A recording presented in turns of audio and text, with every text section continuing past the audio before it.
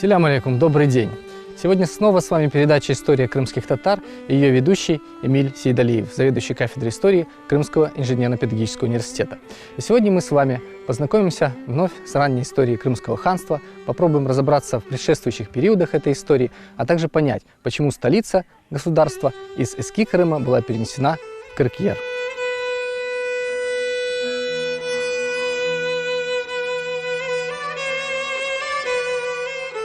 Мы находимся в ущелье Мариам-Дере. Это название, скорее всего, связано с монастырем, который тут расположен, монастырем Успения Богородицы. Как известно, ханы были достаточно веротерпимы, и местный монастырский комплекс, вероятно, развивался и функционировал и во времена Крымского ханства. Склоны балки покрыты густой растительностью и строением монастыря, но археологам известно, что тут расположен могильник. Его исследование было начато во второй половине 40-х годов XX века. В результате удалось установить, что он функционировал со второй половины VI по X века.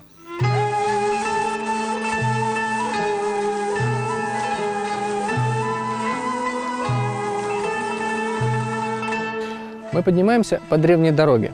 Именно по ней жители Чуфуткале поднимались и спускались. Надо сказать, что это пешеходная тропа, и по ней могли передвигаться только вьючные животные. С помощью их поднимали наверх продукты и воду. Есть еще другая дорога, более долгая и легкая. По ней поднимается колесный транспорт. Раньше это были арбы и повозки, а сейчас это внедорожники, автомобили. Чуть позже мы увидим эту дорогу.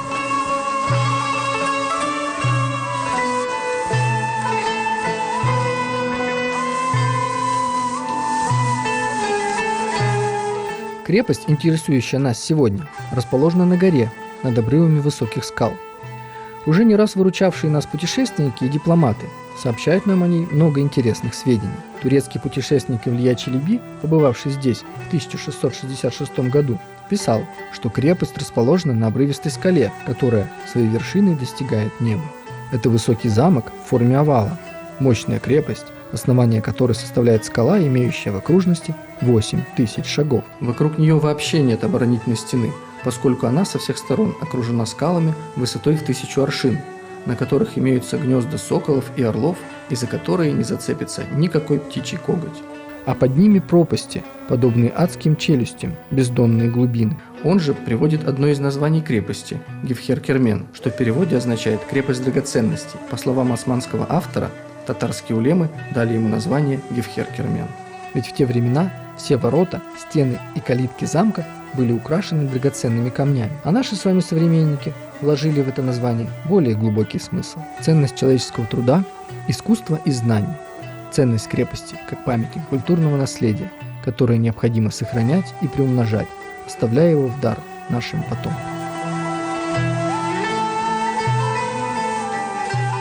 Илья Челеби был прав.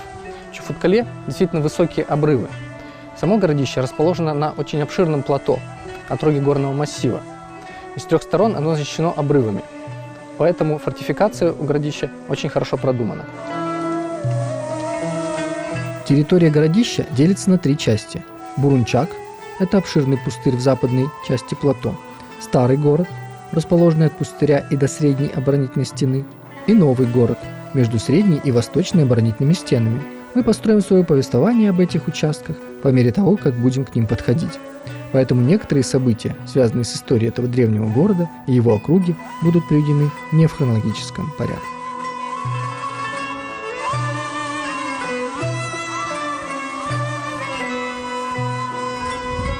Первый объект, который нас интересует на подступах к городу, это Азиз Гази Мансур. Тут похоронены останки 3 мусульманских святых – Газиз Мансур Султана, шейха Халиля и Рамазана, вероятно, его последователей. Этот объект расположен в ущелье Мариам-Дере, как и многие другие культовые постройки. К сожалению, на данный момент он сохранился достаточно плохо, но известно, что он представлял обширный комплекс построек, входящих в мусульманский монастырь Текие Дервишей.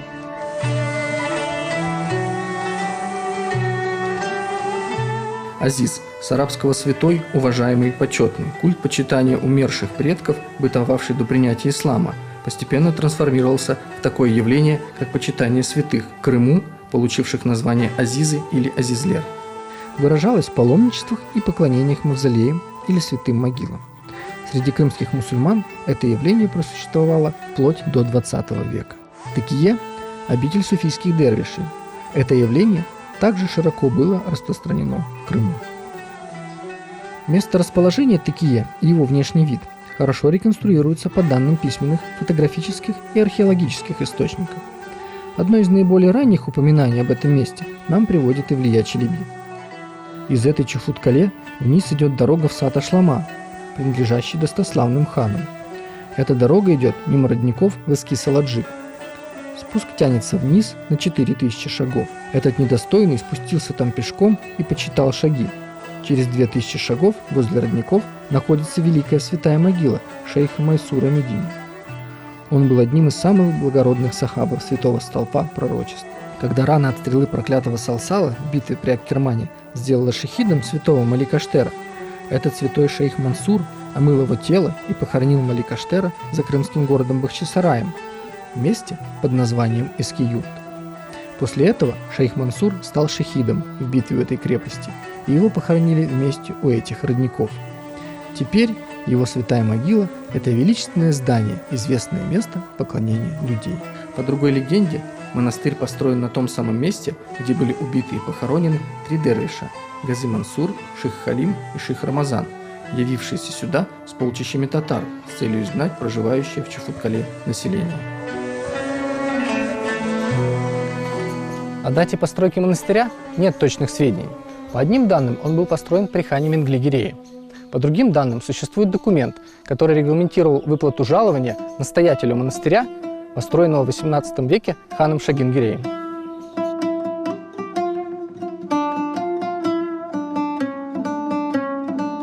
Так или иначе, ученые считают, что Текие было восстановлено в середине XIX века на средства какого-то частного лица. Сохранились фотографии 1890 и 1940 годов, на которых отчетливо видно здание монастыря и домик смотрителя. Домик смотрителя на одной из фотографий выглядит заброшенным и разрушенным, а основное здание сохранилось лучше, оно покрыто черепичной крышей. Также на кровле этого здания просматриваются навершия в виде алемов. Одно из наверший было обнаружено в колодце на территории комплекса при его расчистке в 2010 году.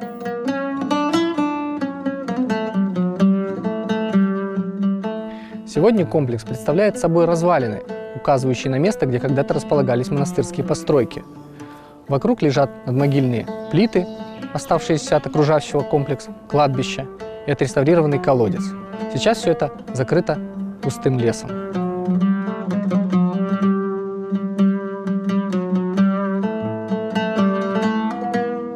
В 1927-1929 годах на территории Чуфут-Кале и его округе проводились исследования сотрудниками Бахчисарайского музея тюрко-татарской культуры. Один из них, Османов Чокраклы, зафиксировал и перевел эпиграфические надписи на этих надмогильных плитах. Часть их относится к первой половине 15 века. Он же сообщал, что вплоть до 30-х годов 20 века территория Текие посещалась качающимися дервишами. Исследователи считают, что обитель принадлежала суфийскому ордену Хальвети.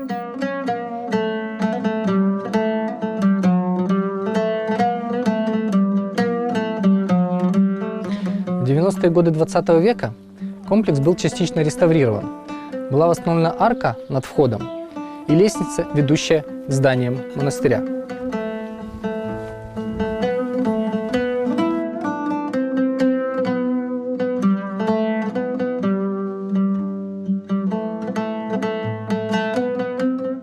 Как сообщал Ивлия Челеби, от Чуфут-Кале до Азиза Гази Мансур 2000 шагов, но турецкий путешественник спускался вниз. Мы же с вами поднимемся наверх и пройдем к малым воротам, Кичик-Капу, или, как еще их называют, Южные ворота.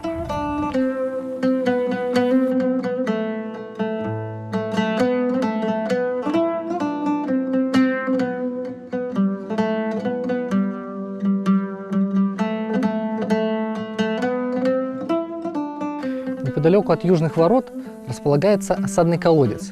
Он называется Тиккую или Сакуркую. Колодец этот был очень сложным гидротехническим сооружением. В него ведут 2 входа. Один за пределами крепости, а второй изнутри, с мыса Бурунчак.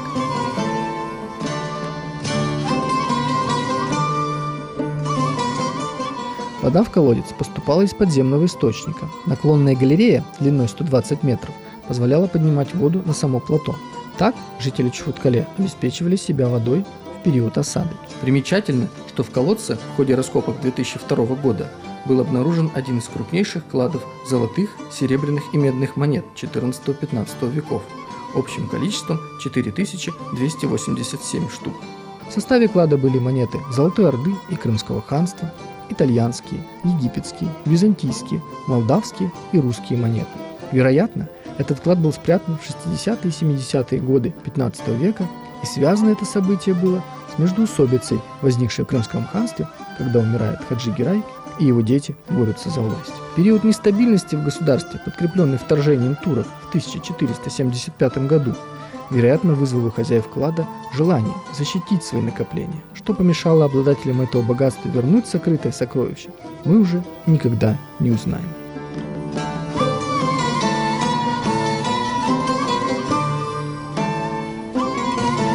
У основания скальных обрывов расположены многочисленные пещерные сооружения.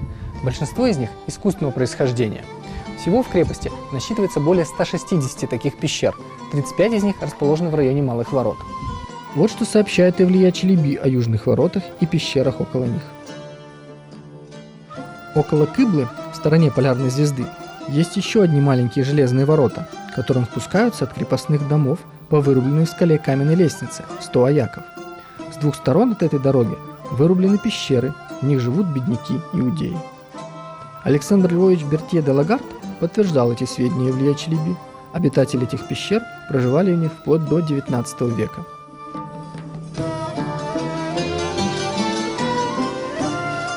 Исследователи считают, что пещеры в районе Кечек-Капу возникают в XI веке. Вероятно, они связаны с монастырским комплексом, который появился здесь в период иконоборчества в Византии.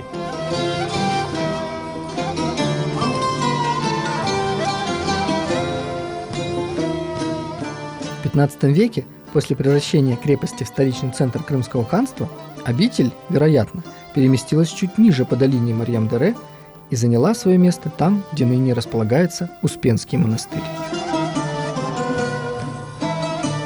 Кыркьер – это название, которое крепость получила, когда Крым вошел в состав улуса Джучи. Как она называлась ранее, нам, к сожалению, неизвестно. Одно мы можем сказать точно. Она входила в состав Аланского княжества и была населена аланами. С приходом монголов войска Шибана захватили крепость в 1238 году. После этого княжество Аланское вошло в состав улуса Джучи на правах вассального подчиненного, по примеру русских княжеств.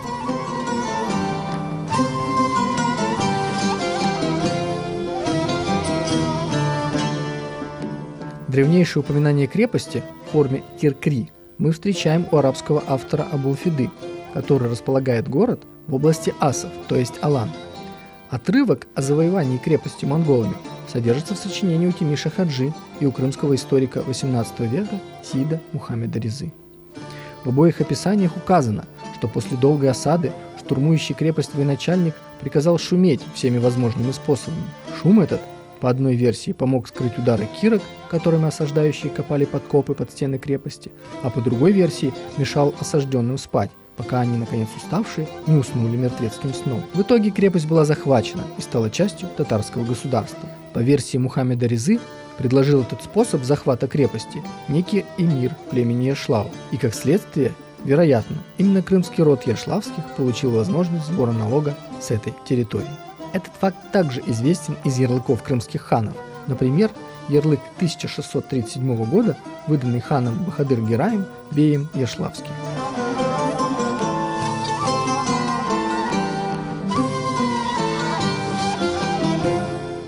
Дискуссии о том, когда Кыркьер вошел в состав улуса Джучи, ведутся до сих пор. Ученые приводят разные мнения, называют разные даты, основанные на данных письменных или археологических источников. Существует мнение, что Кыркьер вошел в состав улуса Джучи между 1342 и 1363 годом. Аргументы в эту пользу называют то, что в битве на Синих водах в 1363 году участвовал некий хан Кыркельский.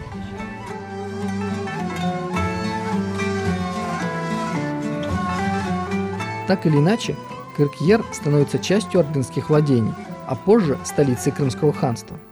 О некоторых обстоятельствах переноса столицы из Салхата сюда мы с вами говорили в одной из прошлых передач.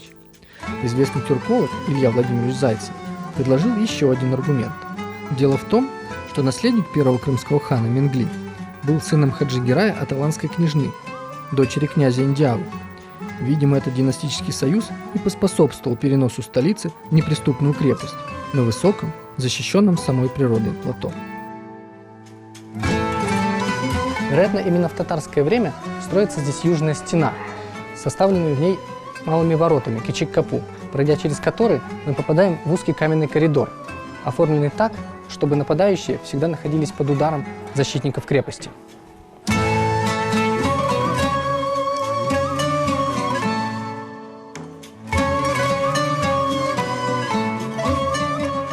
После пещерного комплекса южных ворот внутренняя дорога Чуфуткале раздваивается.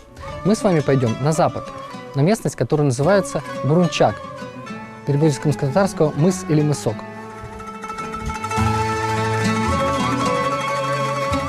Старый город Кыркьера отделен от Бурунчака небольшой стеной. По мнению ученых, эта территория плато была заселена в раннесредневековое время незначительно, а в период расцвета городской жизни в эпоху Крымского ханства построек тут, вероятно, не было вовсе. Этому есть объяснение. По данным письменных источников, именно здесь, на Бурунчуке, располагался ханский зверинец и содержались различные звери.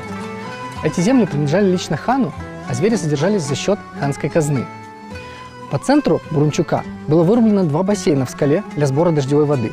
Из них животные поились. Территория мыса представляет собой широкий луг с отдельно стоящими деревьями и небольшим леском на западе. Плоскость плато в этом месте имеет небольшой уклон к западу и не имеет следов деятельности человека. По краю мыс был обнесен небольшой стеной из дикого камня, не подпускавшей животных к обрыву. Вот что пишет об этом месте Петр Симон Палас. К северу этого маленького городка гора, им частью занимаемая, расширяется, как мы уже сказали, в обширную равнину, наклоненную, каменистую, слегка покрытую травой. А в пониженных частях – колючим кустарником держи дерево. Здесь со времен владычества ханов живет на свободе маленькое стадо оленей, 14 штук, старых и молодых. Из них несколько застрелили зимой. Казна кормит животных на свой счет зимой, а водопой их в водоеме. Разбежаться они не могут, хотя место ничем не огорожено, потому что не могут перескочить через обрывы скал, окружающих весь этот выступ горы. Об этом же сообщал в своем рапорте Потемкину генерал-поручик барон Игельстром 27 ноября 1783 года. Охотиться в этом заповеднике могли лишь представители ханской семьи.